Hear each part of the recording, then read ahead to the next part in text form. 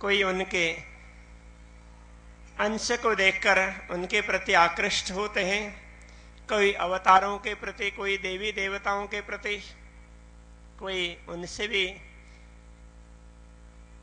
पहले भक्त जनों के प्रति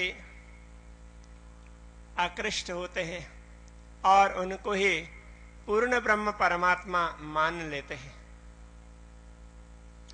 इस मान्यता को श्रीमद् भगवत गीता में स्पष्ट शब्दों में कहा, यद्यपि इस प्रकार की पूजा है तो मेरी अंततो गत्वा, धीरे धीरे धीरे आगे बढ़ते हुए पहुंच तो जाएंगे हमारे तक ही, किंतु ये विधि पूर्वक की उपासना नहीं मानी जाएगी। तो इसलिए सारी विभूतियां, अवतार, देवी देवताएं जो भी हैं, सबकी मान्यता है। तो उन सब की मान्यताओं को यथास्थान आदर देते हुए विश्व ब्रह्मांड के स्वामी एक ही परमात्मा है, उस तथ्य को भूलना नहीं चाहिए। हमें कोई अवतार प्रिय लगते हैं, हम उनकी उपासना करें, किंतु पूर्ण ब्रह्म परमात्मा इनसे परे है, उतना ख्याल होना चाहिए। तो इतना ख्याल होगा तो हम गंतव्य तक कभी न कभी अवश्य पहुंच जाएंगे।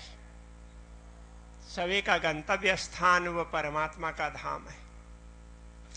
बाकी 14 लोकों में कोई भी स्थान काफी दिनों तक रहने के लिए है, किंतु सदैव रहने के लिए नहीं होंगे, क्योंकि ये सारा 14 लोक, अष्ट आवरण, शून्य, निराकार, तो ये सारा ब्रह्मांड यही परिवर्तनशील है। लाखों करोड़ों वर्ष में इसमें भी परिवर्तन तो आता ही है। चेतना के लिए दुनिया के करोड़ों वर्ष तो क्षण मात्र लगते। जैसे हमारी घड़ी में 3 प्रकार की सुई होती है, कहीं तो 2 ही प्रकार की होती है, बाकी हम सामान्य रूप से 3 प्रकार के माने। तो एक सुई है वो सेकंड बताती, दूसरी सुई है वो मिनट बताती है, और तीसरी सुई है वो घंटा बताती है। तो सेकंड बताने वाली सुई 1 राउंड मारती है, तो मिनट वाली सुई 1 कदम बढ़ाती है। जब मिनट वाली सुई पूरे 60 कदम पूर्ण कर देती है, उसके बाद में घंटे वाली सुई 1 कदम आगे बढ़ाती है। सुई सुई है, लेकिन उनकी गति में बड़ा अंतर होता है। तो इसी प्रकार मृत्युलोक में 24 घंटे के दिन और रात हम मानते हैं, तो इससे श्रेष्ठ लोक है मृत्युलोक से, उसको भूवर लोक कहा गया है। उसको कई लोग पितृलोक भी कहते हैं। उसमें भी दिन और रात तो 24 घंटे के ही होंगे, किंतु पितृलोक में अथवा भूवर लोक में 24 घंटे बीत जाते हैं, तो इतने में मृत्युलोक में 1 महीना बीत जाता है, 30 दिन बीत जाते हैं। जो ये शुक्ल पक्ष और कृष्ण पक्ष की बात करते हैं, तो शुक्ल पक्ष ये भूवर लोक का दिन है, और कृष्ण पक्ष ये भूवर लोक की रात है। तो यहाँ वहां के 12 घंटे में यहाँ 15 दिन बीत जाते हैं। तो इसी प्रकार स्वर्ग की बात करेंगे तो स्वर्ग में भी दिन और रात तो होते ही हैं। उनको सूर्य के अयन के आधार पर माना है, उत्तरायण और दक्षिणायन। जब दिन और रात बीत जाते हैं, स्वर्ग में 1 दिन 24 घंटा पूर्ण होता है, तो मृत्युलोक में 365 दिन बीत जाते हैं। तो ये काल का क्रम है। तो इसी प्रकार अक्षर ब्रह्म अनंत ब्रह्मांडों को बनाने वाले होते हैं, तो उनके लिए कहा है, वो तो एक बार एक दृष्टि डाल करके दूसरी तरफ दृष्टि डालते हैं, इतने में तो करोड़ों ब्रह्मांड बन जाते हैं और मिट जाते हैं। क्योंकि ब्रह्मांडों की गति है तो वो इस तरह से तीव्र है, और जब अक्षर ब्रह्म के हिसाब से देखा जाए तो उनके सामने एक क्षण तो दुनिया में तो करोड़ों वर्ष बीत जाते हैं। तो परमात्मा विश्व ब्रह्मांड के स्वामी हैं। हमारा लक्ष्य उन्हीं परमात्मा की ओर होना ही चाहिए। हम दुनिया में कुछ भी कर लें, हम संपत्ति कमाना चाहते हैं, वो भी सुख प्राप्ति के लिए, किंतु संपत्ति शुरुआत है। संपत्ति कमाने के बाद में साधन जुटाने होंगे, तभी सुविधाएं बढ़ेंगी, तो उसके बाद सुख भोगा जाएगा। किंतु कई बार हम लोग संपत्ति कमाने में जिंदगी गुजार देते हैं, तो सुख की सीढ़ी तक पहुंच ही नहीं पाते।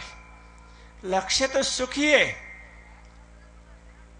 तो इस सुख को परम सुख कहा है, वो आत्मा का सुख है। आत्मा उसका अनुभव करेगी। इसलिए पहले आत्मा को जानना आवश्यक है। हम स्वयं को जानते हैं शरीर के रूप में, तो शरीर तो परिवर्तनशील है। तो हम मैं कह करके बोलते हैं, तो किसको मैं कहे? तो इधर यहां छाती में हाथ लगाएंगे तो ये शरीर का एक अंग है, सिर में हाथ लगाएंगे वो भी शरीर का अंग है। यहां मैं क्या चीज है? तो ये तो मात्र देहाध्यास है, शरीर को ही मैं समझ लिया। कई बार इंद्रियों को मैं समझते हैं, कई बार मन को, कई बार बुद्धि को। तो इससे आगे आत्मा को मैं समझना चाहिए। महामती श्री प्राणनाथ जी ने कहा, पहले आप पहचानो रे साधो। आत्मा का अनुभव होना चाहिए। यदि हम इस जीवन में ये नहीं कर पाए तो ये जीवन निरर्थक चला गया, क्योंकि जब तक ये नहीं होगा तब तक भव सागर से पार नहीं होंगे।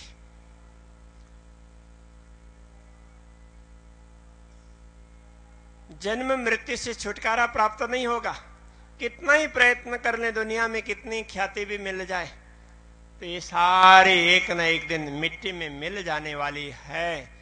जब चेतन आत्मा यदि स्वयं को ना पहचाने, तो उसके लिए श्री कृष्ण जी ने श्रीमद् भागवत में कहा, इतना सब कुछ होने के बाद भी जो भवसागर पार नहीं कर पाता है, तो मया अनुकूले नवस्वतेरितम पुमान भवावदिम न तरेत स आत्मा। तो वो तो आत्मा हत्यारा है, ऐसा कहा। तो हम लोग जो सुसाइड करते हैं उनको बोलते हैं उन्होंने आत्महत्या की, उन्होंने शरीर का नाश किया। शरीर बहुत बड़ा साधन है। 84 लाख योनियों में सबसे उत्तम साधन मानव शरीर परमात्मा ने प्रदान किया, तो उसको वैसे व्यर्थ कर दिया, तो नष्ट कर दिया। परमात्मा ने कितना अच्छा दिया था। जैसे एक बालक को देखें तो निष्प्रिय है, निर्लोभ है, उसके अंदर छल कपट नहीं है। तो इसी प्रकार जो पूरे जीवन में छल कपट रहित होता हो, तो वास्तव में उसने इस शरीर का सदुपयोग किया। ईर्ष्या और द्वेष अंतस्करण को भर देंगे, तो ये दूषित अंतस्करण आत्मा को मुक्त होने नहीं देता।